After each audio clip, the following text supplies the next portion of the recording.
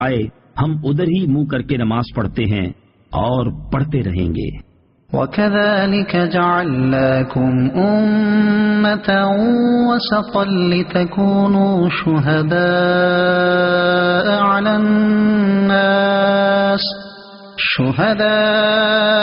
عَلَى النَّاسِ وَيَكُونَ الرَّسُولُ عَلَيْكُمْ شَهِيدًا وَمَا جَعَلْنَا الْقِبْلَةَ الَّتِي كُنتَ عَلَيْهَا إِلَّا لِنَعْلَمَ مَن يَتَّبِعُ الرَّسُولَ مِمَّن يَنقَلِبُ عَلَى عَقِبَيْهِ وَإِن كَانَتْ لَكَبِيرَةً إِلَّا عَلَى الَّذِينَ هَدَى اللَّهُ وَمَا كَانَ اللَّهُ لِيُضِيعَ إِيمَانَكُمْ إِنَّ اللَّهَ بِالنَّاسِ لَرَءُوفٌ رَحِيمٌ۔ ترجمہ: اور اسی طرح ہم نے تمہیں بہترین امت بنایا کہ تم لوگوں پر گواہ بنو اور یہ رسول تمہارے نگہبان و گواہ ہوں۔ اور اے حبیب، تم پہلے جس قبلے پر تھے ہم نے وہ اسی لیے مقرر کیا تھا کہ دیکھے کون رسول کی پیروی کرتا ہے اور کون الٹے پاؤں پھر جاتا ہے۔ اور بے شک وہ لوگ جنہیں اللہ نے ہدایت دی تھی ان کے علاوہ لوگوں پر یہ بہت بھاری تھی، اور اللہ کی یہ شان نہیں کہ تمہارا ایمان ضائع کر دے۔ بے شک اللہ لوگوں پر بہت مہربان رحم والا ہے۔ وَكَذَلِكَ جَعَلْنَاكُمْ أُمَّةً وَسَطًا، اور اسی طرح ہم نے تمہیں بہترین امت بنایا۔ تفسیر سورۃ الجنان میں ہے، یعنی اے مسلمانوں، جس طرح ہم نے تمہیں ہدایت دی اور خانہ کعبہ کو تمہارا قبلہ بنایا، اسی طرح ہم نے تمہیں بہترین امت بنایا۔ حضور پرنور صلی اللہ تعالی علیہ وسلم کی امت زمانے کے لحاظ سے سب سے پیچھے ہے اور مرتبے کے لحاظ سے سب سے آگے، یعنی افضل ہے۔ افضل کے لیے یہاں وسط کا لفظ استعمال کیا گیا ہے، اور عربی میں بہترین کے لیے بھی وسط کا لفظ استعمال ہوتا ہے۔ لِتَكُونُوا شُهَدَاءَ، تاکہ تم گواہ ہو جاؤ۔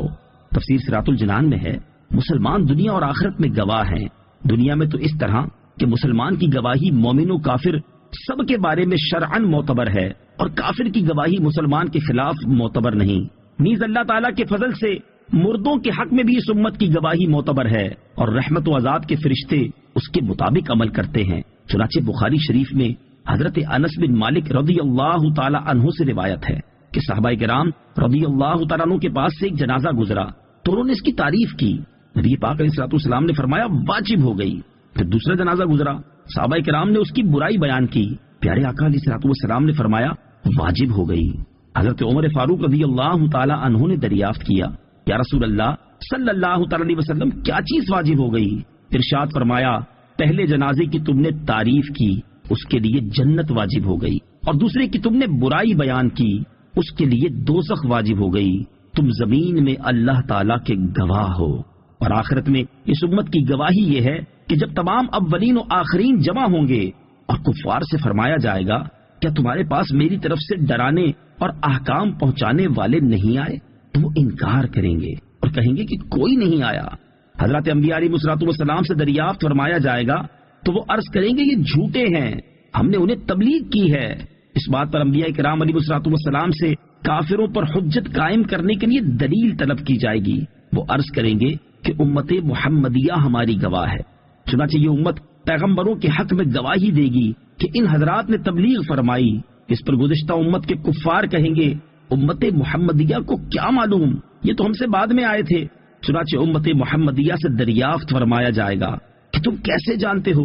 وہ عرض کریں گے یا رب عز و جل، تو نے ہماری طرف اپنے رسول جناب محمد مصطفیٰ صلی اللہ تعالی علیہ وسلم کو بھیجا، قرآن پاک نازل فرمایا، ان کے ذریعے سے ہم قطعی اور یقینی طور پر جانتے ہیں کہ حضرات انبیاء علیہ الصلوۃ والسلام نے کامل طریقے سے فرض تبلیغ ادا کیا۔ پھر سید الانبیاء صلی اللہ تعالی علیہ وسلم سے آپ کی امت کے متعلق دریافت فرمایا جائے گا تو حضور پر نور صلی اللہ تعالی علیہ وآلہ وسلم ان کی تصدیق فرمائیں گے۔ زبان کی احتیاط نہ کرنے کا نقصان۔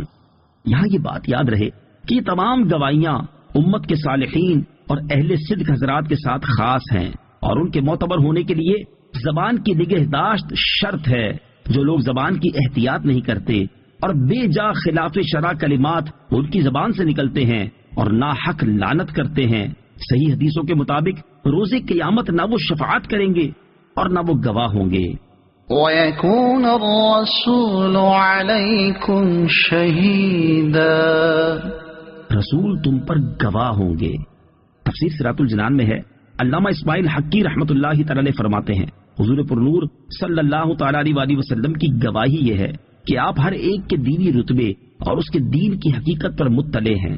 آپ صلی اللہ تعالی علیہ وسلم اس چیز سے واقف ہیں جو کسی کا دینی رتبہ بڑھنے میں رکاوٹ ہے. آپ علیہ الصلوۃ والسلام کو لوگوں کے گناہ معلوم ہیں. آپ صلی اللہ تعالی علیہ وسلم ان کے ایمان کی حقیقت، اعمال، نیکیاں، برائیاں، اخلاص اور نفاق وغیرہ کو نور حق سے جانتے ہیں. ایسا ہی کلام شاہ عبد العزیز محدث دہلوی رحمۃ اللہ تعالی علیہ نے اپنی تفسیر فتح العزیز میں بھی ذکر فرمایا ہے. یاد رہے کہ ہر نبی کو ان کی امت کے اعمال پر مطلع کیا جاتا ہے تاکہ روز قیامت ان پر گواہی دے سکیں. اور چونکہ ہمارے نبی کریم علیہ الصلوۃ والسلام کی شہادت سب امتوں کو عام ہوگی، اس لیے پیارے آقا علیہ الصلوۃ والسلام تمام امتوں کے احوال پر مطلع ہیں. نبی کریم علیہ الصلوۃ والسلام کی گواہی قطعی اور حتمی ہے. یہ بات حقیقت ہے کہ نبی پاک علیہ الصلوۃ والسلام کی گواہی قطعی و حتمی ہے. ہمارے پاس قرآن کے کلام الہی ہونے کی سب سے بڑی دلیل سرور کائنات صلی اللہ تعالی علیہ وسلم کی گواہی ہے. اور جیسے یہ گواہی قطعی طور پر مقبول ہے، اسی طرح حضور اکرم علیہ الصلوۃ والسلام کی گواہی دنیا میں اپنی امت کے حق میں مقبول ہے.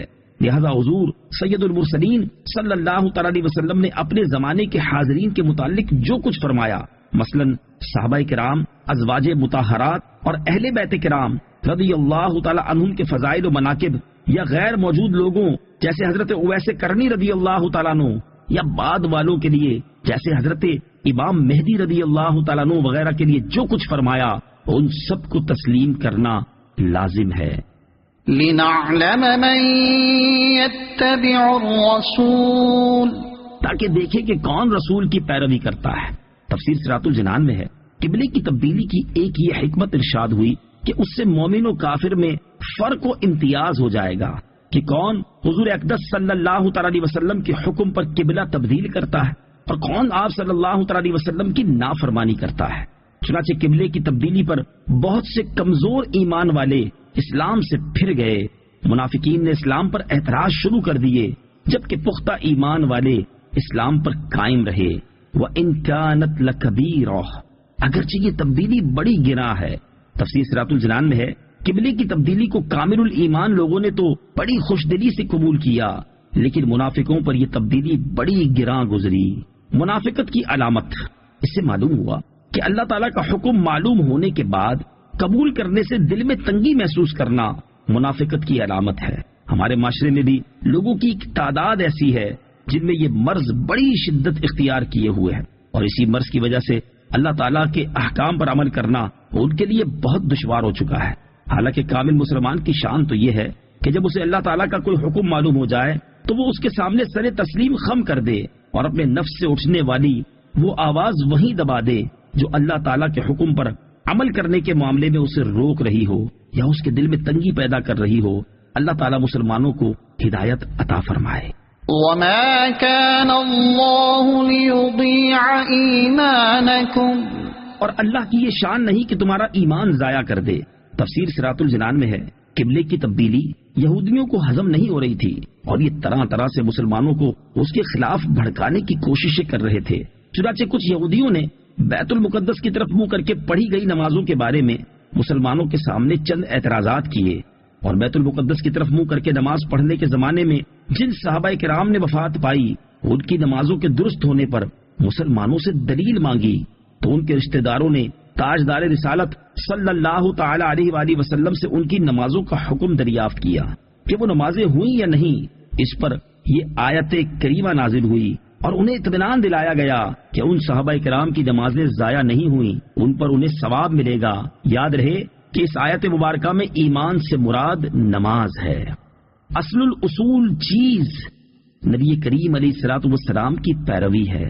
قبلے کی تبدیلی سے پہلے مسلمانوں نے بیت المقدس کی طرف منہ کر کے جتنی نمازیں پڑھی تھیں انہیں صحیح قرار دیا گیا، کیونکہ بیت المقدس کی طرف منہ کر کے جو نمازیں پڑھی گئیں وہ بھی اتباع رسول صلی اللہ تعالی علیہ وسلم میں ہی تھیں، اور اب جو خانہ کعبہ کی طرف منہ کر کے پڑھتے ہیں یہ بھی اطاعت رسول میں پڑھتے ہیں، لہٰذا ان سب کی نمازیں درست ہیں۔ حضور اکرم صلی اللہ تعالی علیہ وسلم بیت المقدس کی طرف منہ کر کے نماز پڑھیں اور کوئی اس وقت خانہ کعبہ کی طرف منہ کر کے نماز پڑھے وہ بھی مردود ہے، اور حضور پر نور صلی اللہ تعالی علیہ وسلم خانہ کعبہ کی طرف منہ کر کے نماز پڑھیں اور کوئی اس وقت بیت المقدس کی طرف منہ کر کے پڑھے وہ بھی مردود ہے، کہ اصل الاصول چیز تو نبی پاک علیہ الصلوۃ والسلام کی اتباع ہے۔ اسی کو فرمایا لنعلم من یتبع الرسول، تاکہ دیکھے کہ کون رسول کی پیروی کرتا ہے۔ اعلی حضرت امام احمد رضا خان رحمت اللہ تعالی کیا خوب فرماتے ہیں، ثابت ہوا کہ جملہ فرائض فروع ہیں، ثابت ہوا کہ جملہ فرائض فروع ہیں، اصل الاصول بندگی استاج ور کی ہے۔ نماز کی اہمیت، اس آیت سے معلوم ہوا کہ نماز کی بہت اہمیت ہے، کہ قرآن میں اسے ایمان فرمایا گیا ہے، کیونکہ اسے ادا کرنا اور باجماعت پڑھنا کامل ایمان کی دلیل ہے۔ حضرت جابر رضی اللہ تعالیٰ عنہ سے روایت ہے، حضور اقدس صلی اللہ تعالی علیہ وسلم نے ارشاد فرمایا، کفر اور ایمان کے درمیان فرق نماز کا چھوڑنا ہے۔ حضرت بریدہ رضی اللہ تعالیٰ عنہ سے روایت ہے، نبی اکرم صلی اللہ تعالی علیہ وسلم نے ارشاد فرمایا، ہمارے اور ان کافروں کے درمیان عہد نماز ہی ہے، جس نے اسے چھوڑا تو اس نے کفر کیا۔ حضرت ابو سعید خدری رضی اللہ تعالیٰ عنہ سے روایت ہے، نبی کریم صلی اللہ تعالی علیہ وسلم نے ارشاد فرمایا، اسلام کی نشانی نماز ہے، تو جس نے نماز کے لیے دل کو فارغ کیا اور نماز کے تمام ارکان و شرائط اس کے وقت اور اس کی سنتوں کے ساتھ اس پر مداومت کی تو وہ کامل مومن ہے۔ قد نرى